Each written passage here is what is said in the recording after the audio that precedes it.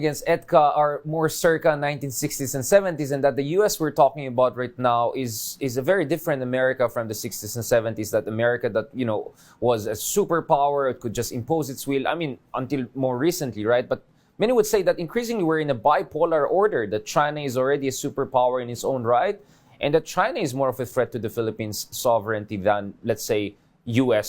So what do you say about that? That the argument of the critics of EDCA is more circa 20th century than 21st century, if you look at the dynamics of the great power competition in this part of the world. I mean, what is sure is that there is competition between these two superpowers, and whether the United States is still the dominant power, but China is really catching up. But that means that we have to be more creative in our approach to these in this bipolar world.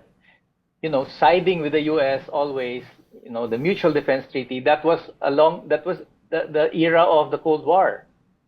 This kind of thinking that we will rely on the United States to defend us, to protect our territory, that is circa 1950s. Protect us from communism, protect us from China. 1950s pa yan, 1960s. So you're saying the other Besides side now, also we have is to be more. We have to be more sophisticated. We have India now. You have Russia. You have China. You have Brazil. We have ASEAN. So why now? Go back to the kind of relationship we had with the United States in the past when they had their military bases here. I think the challenge now is to be more creative and to have better engagements, not only with China, but also with other rising industrial powers.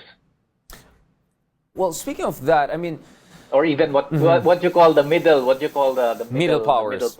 Right. I mean, but some would argue that it's not like EDCA is stopping us from developing robust security cooperation with other countries, right? In fact, the White House visit that President Marcos recently had to the United States, there in the joint statement, even the U.S. admits that it's important for the Philippines to build relationship with Japan, with Australia and other countries. And it's not like the Philippines is not also trying to build better relationship with France, with UK, with India, South Korea, and all of these countries. So is there a mutual exclusivity here? Isn't it possible for us to have a kind of a Goldilocks level of security cooperation with the U.S., while simultaneously building robust ties with other middle powers that share our dilemmas, that share our aspiration for independent foreign policy? Because that's not very clear to me how mutually exclusive this is. Is it like automatically a trap that if we build relationship with the U.S., that's going to prevent us from building ties with others? Because empirically speaking, the Philippines is already building more ties with Japan, South Korea, India, and other countries. I mean, India gave us just a BrahMos missile systems. They want to give us more weapon systems. The South Koreans are also there. The Japanese have also identified the Philippines as one of their major, defense aid beneficiaries in the near future. So I'm just not sure how the two are necessarily mutually exclusive. Can they go together? It's not mutually exclusive, but if you look at the newly signed bilateral defense guidelines, there's mention here about modernization, and the United States will be involved even in the budgeting, in the planning and the budgeting of the AFP modernization. It appears we'll be having a 5-year lock-in with the United States with respect to, I think, arms procurement, And, they will really be involved in practically the planning, the training, with that kind of an elephant, in the room. Will other countries be able to they'll be crowded have out? Any substantial or meaningful kinds of security relations? It appears to me that we have basically put all our eggs in one basket here. Of course, that remains to be seen, but that certainly appears to be the context of these new guidelines. No? This is not simply about modernizing the Mutual Defense Treaty. It's the MDT on steroids. And it has expanded to include, the original MDT was focused more on armed attack in the Pacific, but here simply indicators of an armed attack will already allow each party to invoke the MDT. You have activities to include planning, training, budgeting, intel sharing, even cybersecurity, counterinsurgency in the guise of counterterrorism is here. Ano pa bang hindi natin sinama dito? And if this is the kind of relationship that you have with such a superpower and a former colonial master, what kind of relationship can you have with the middle powers? But then isn't that a bit Yun ang isang contradictory? nakikita namin problema dito. Okay, isn't it a bit contradictory to say on one hand, Philippines is not going to get much out of the United States. On the other hand, the U.S. is going to crowd out everyone else because can't it be a case whereby, if U.S. is really not going to give the best weapons to the Philippines, it should get it somewhere, right? And it's not like Korean or Japanese weapon systems are totally, they're also NATO grade. Let's not forget, South Korea right now is providing weapon systems to Poland, a number of NATO countries, the Japanese military, Australian military, a lot of European weapon systems are very compatible with the American system. So I'm not sure that's the case. How can you say the U.S. is not going to give the Philippines the best weapons and at the same time say it will crowd out everyone else? War is a business, Richard. The American arms suppliers will fight tooth and nail for all these contracts. All the aid that will be giving to us they'll be getting all these supplies from U.S. contractors, of course. You can probably have some token purchases from, Korea, probably Israel, but we know from what we know in this business, it's cutthroat competition, and the United States is the biggest arms dealer in the world. And when you have something like this, they will not put that agreement to waste.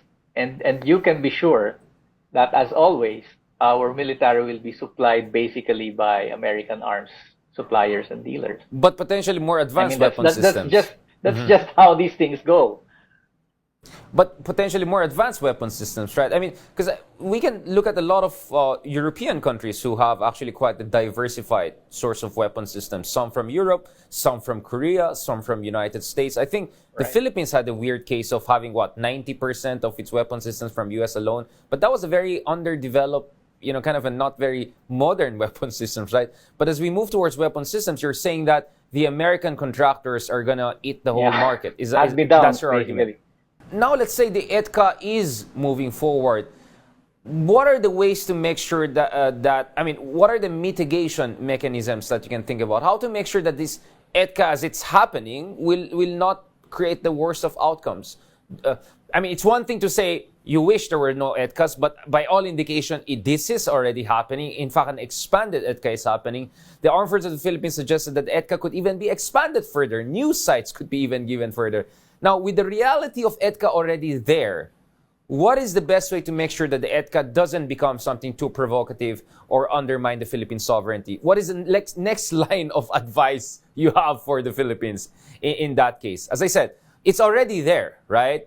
Now that it's already there in expanded version, what are the mitigating mechanisms you have in mind, right? Just to push the argument further, because if we're just stuck at the either-or level, then tapos na, laban, diba? The EDCA is already there, but for me, it's still a process in evolution, right? Even if, let's say, lock in for 5 years, what about the next 10 years, the next 15 years? So now, realistically speaking, with EDCA already there, what are the mitigating mechanisms you have in mind, realistically speaking? The EDCA is basically the EDCA is basically a perpetual agreement. So how to mitigate whatever negative impacts this have? Well, one, we will have to abide, first of all, by the constitutional provisions on the Philippines rejecting the policy of war, and that the site should be nuclear free, and that we should take the word of the president that there will be no offensive actions coming from these bases, and that ensure that these bases will not be used for military intervention by United States, like what they did in Mindanao a few years back, where American military forces were caught engaged in actual combat operations against Filipinos in Mindanao. So we will have to be more vigilant in ensuring that they, you know, they are really there just to to assist supposedly in humanitarian missions. But our position is that these EDCA bases are violations of our sovereignty. We do not want foreign troops to be based in our country, and that they should leave. Anything else is just a compromise. But the reality is that the EDCA bases will be built. Ang magagawa lang natin really is to be vigilant, and to make sure that there will be no abuses, that there will be that the social costs will be minimized, also the environmental impact of these bases, and just hope that the militarization, the arms race. These sites will not be used for the arms race and eventual war with China or whoever the U.S. is considering as its enemy. It can be North Korea, it can be, whoever. You talk about vigilance, and speaking of vigilance, I mean, you and your movement is not the only group against the EDCA. We have people like former President Duterte, whom you quite questioned a while ago in terms of his approach to China. Also, the presidential sister, who heads the Senate Foreign Affairs Committee, has been quite critical of EDCA, or at least how the EDCA has been more and more targeted towards the north, towards Taiwan. How do you feel about the fact that now you're more or less all in the same camp? Strange bedfellows? I mean, what's going on there? Well, I'm not so sure if we come from the same place. I think Duterte is doing that because he loves China. Aimee is doing it probably to get more concessions from the United States. We don't know. But our standpoint is one of a nationalist standpoint, and the standpoint that insists that we should assert our sovereignty, stand up for ourselves without having to rely on our former colonial master. And that is where we're coming from. And how do you make sure that your positioning and your movement and your energy and your arguments are not weaponized by, let's be honest, pro-Beijing elements in the Philippines? I mean, aren't you concerned about that? Our group has been has held the most. Our group has held the most rallies and protests in front of the Chinese consulate in Makati. Yes, we have been on record as and our group was the group that filed the only case in the Supreme Court questioning the joint use of the West Philippine Sea during the time of President Arroyo. The Joint Maritime Seismic Undertaking. Yep. The JMSU. We don't. Yes. So we don't think that there will be any confusion on our position against China. But of course, as expected, China will use whatever legitimate reasons that is there against the American presence in the Philippines. That is to be expected. But for us not to do that just because China will possibly use that for their own purposes. That is not a reason not to raise these very valid concerns and issues. So, Terry Casino, what is your idea of workable model, a truly nationalistic, patriotic model that is neither too dependent on America nor